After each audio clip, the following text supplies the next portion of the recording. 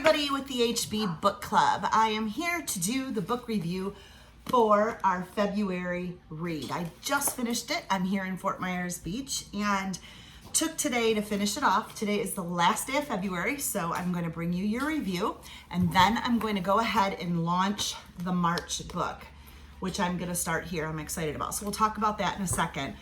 But jumping into this book and doing a quick review for you. I don't know how many people were in on this. I did see some of your guys' photos over on the HB Book Club page. And for those that are new and are wondering, what is HB Book Club?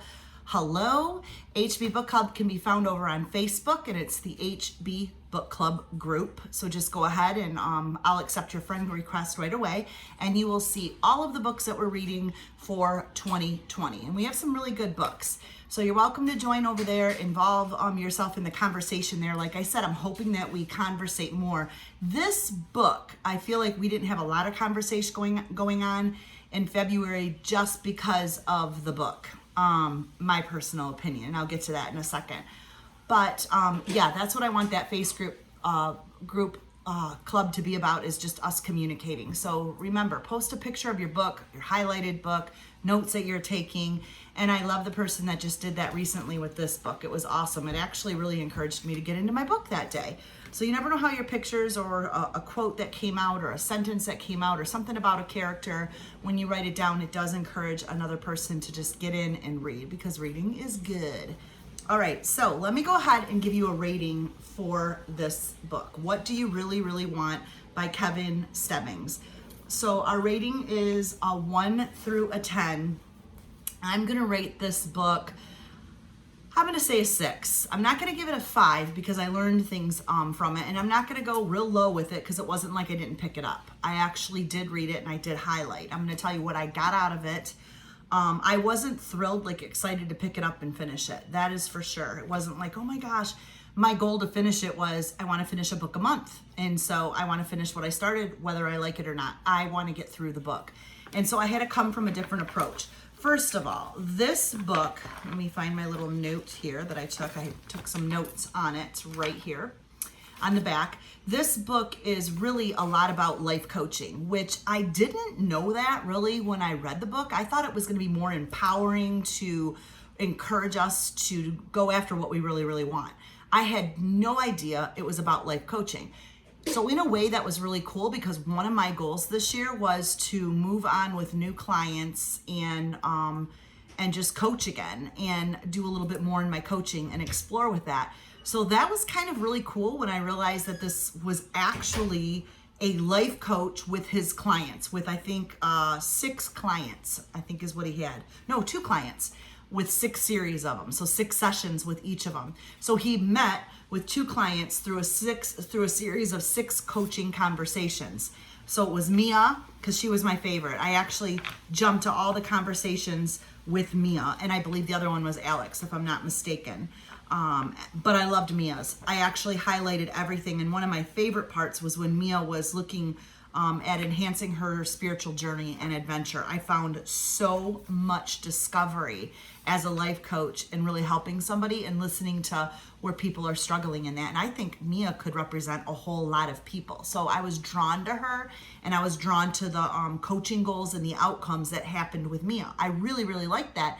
And I think listening to Mia, and if you were at about Mia and anybody's there, we all pulled stuff out of this. It was almost like we had a life coach, and James was really helping all of us discover things. So I kind of like that part of the book because the issues had clients.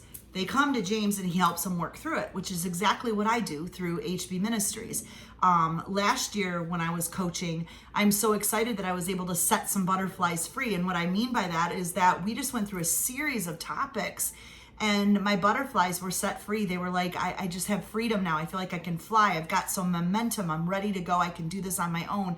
And that to me is so encouraging, that through conversation, God uses part of my gifting to encourage and empower others through words and just my association of helping them discover their spiritual journey along with their regular reality of life.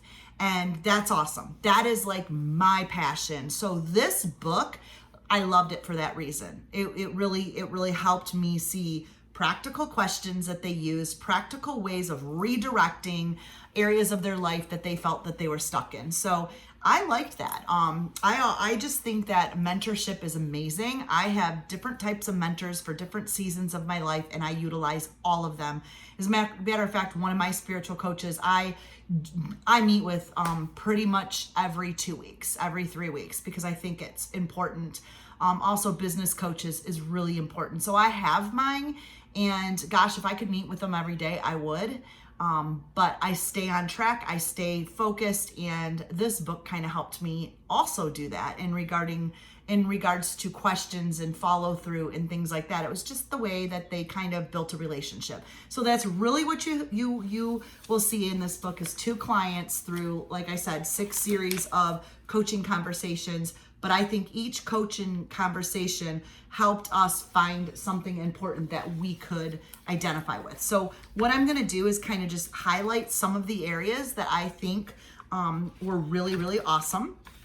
And I'll tell you the page. So if you do have the book, I'm used basically just highlighting, or I like right here on this page, I have on page 75, 3rd paragraph down. Well, the only thing that comes to mind initially is to have some kind of trigger that prompts me to take a minute or so throughout the day to look at my list of priorities.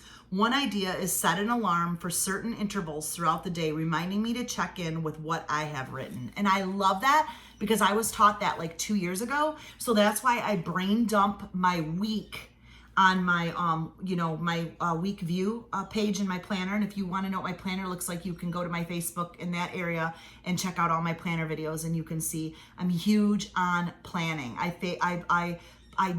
brain dump all of everything I want to do in 1 week, and then I piece it together throughout the week and place it. And then all through the day, I carry a daily list with me, and I keep it on a little clipboard, and I take it out of my planner, and it goes in the car, in my purse, and I'm constantly looking at it, and I like to check things off or regroup, because if not, I get sidetracked very easily.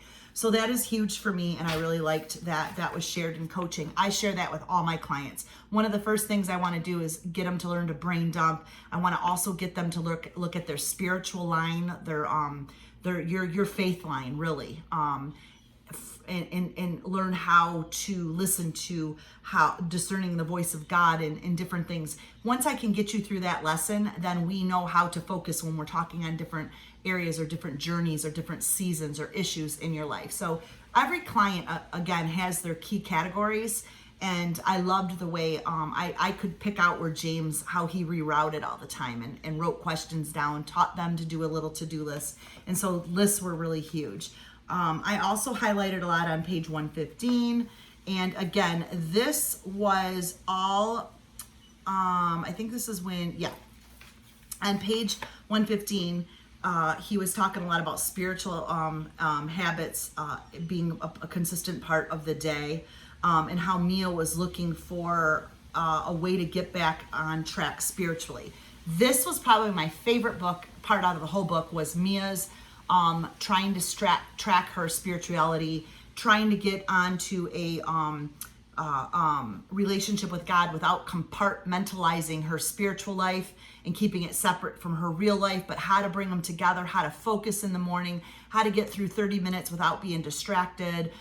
It even talked about she got headphones. It talked about how she sets a timer for 30 minutes, how she doesn't even pick up her phone. It stays on airplane mode until she gets her 30 minutes in with God. It talks about how she spent an hour to just research what kind of devotionals she wanted to do in the morning. And I loved that. Like, it was thoroughly done, and it got her to walk everything out so she knew how she was going to go on this daily connection with God.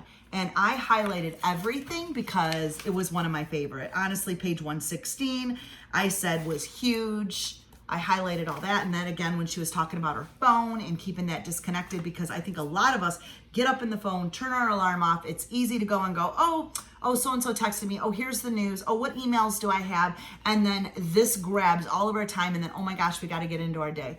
Don't turn on your phone. Okay. I do turn off mine. I'll look real quick, but I catch myself. I go back to our other book from last month, 54321 with Mel Robbins. No, don't do that. Turn it off. and I get my morning time together where I brain dump that day's activities. I do my devotional, and I'll either film my devotional, because over on HB Ministries, we're also doing the daily devotionals. And so I'm trying to get those filmed in the morning. If not, I'm pondering it and getting it filmed for you. So if you're looking for a place to do devotionals, definitely check out those episodes that I'm sharing. And you can go over to the HB Bible and Resource page for that. And that is awesome. So I loved how she really used her counselor to get into a routine for her devotional life. It was just so cool. I loved it. And that was powerful. And she started with her 30 minutes, and she actually accomplished her 30 minutes. So very, very cool. And then we go back and we look at the whole conversation that Alex had with James, and he was wanting to be an artist. He wanted to discover more family time. He wanted to discover also working out, how to shut off when he came home from work and really pay attention to quality time with family, and the coaching relationship with there was really good. So you could pull a lot out of that if you're maybe even if your husband, because I notice a lot more in males when they're coming home from work, how to shut off and really genuinely connect with everybody at home is hard. And men are the last ones to think they want to go to counseling or be talked to, but counseling's powerful. Talking to a coach is powerful. I believe in it. The Bible tells you that where two or more are gathered together in counseling and lifts one another up and stirs and encourage each other. I highly believe that when the Bible was written, it was written with a reminder that we coach and love one another. So anyway, that is the review of this book. Really, I didn't find anything huge. I loved the characters. I loved their journey. And I'm hoping that you liked it. So let me know what you think. Put the review. Give me a 1 to 10. Tell me some top things you liked. Did you like Mia? Did you like Alex better? What did you think about the coaching? Have you ever coached with somebody? Do you have coaching calls? Are you interested in it? If you are, you can always fill out a contact form over on heatherbaxter.com. I mean, you could tell me what's up or whatever and see what I have. But anyway, I just thought it was a cool book. Our book now for, we're going into March, is The Traveler's Gift by Andy Andrews. The 7 Decisions That Determine Personal Success.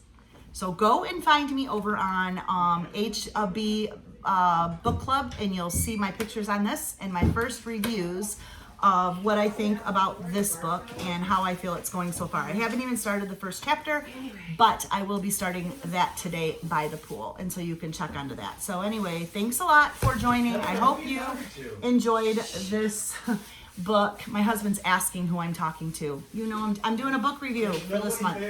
Nobody's here, he said. Hi, guys.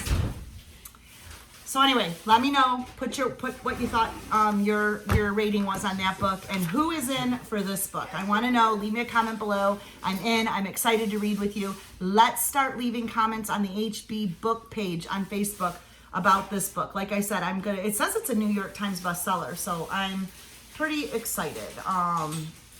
And it does say Andy Andrews will challenge you to reach your fullest potential. I mean, who doesn't want that, right?